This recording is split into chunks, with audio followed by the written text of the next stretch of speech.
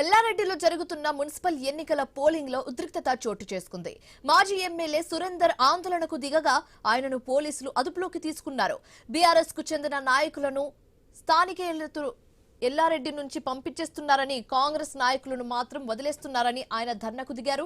Polling booth లోకి ఎమ్మెల్యేను వదిలేస్తున్నారని, ఇది ఎన్నికల కోడ్ ఉల్లంఘన కాదా అని సురేందర్ ప్రశ్నించారు.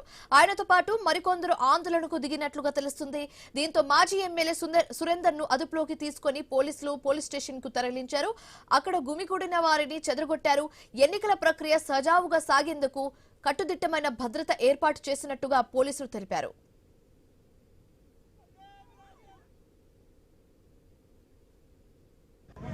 కాంగ్రెస్ పార్టీ గుండాలు ఆ ఎమ్మెల్యే వాళ్ళకు వత్తాసు పలుకుతున్నటువంటి స్థానికంగా ఉన్నటువంటి పోలీస్ అధికారులు చోద్యం చూస్తూ ఎమ్మెల్యేను బలవంతంగా బూతులలోకి తీసుకెళ్లి రక్షణ నిలబడి మరి వాళ్ళ ఓటర్లను ప్రలోభితం చేస్తూ భయభ్రాంతులకు గురి చేసి అన్ని బూతులు తిరుగుతుంటే పోలీసులు కనబడినట్టు కళ్ళ గంతలు కట్టుకొని ఇవాళ చూస్తా ఉన్నారు. నిజంగా ఇవాళ ప్రజాస్వామ్యం ఉందా ఎల్లారెడ్డిలో అని బాధ అనిపిస్తుంది.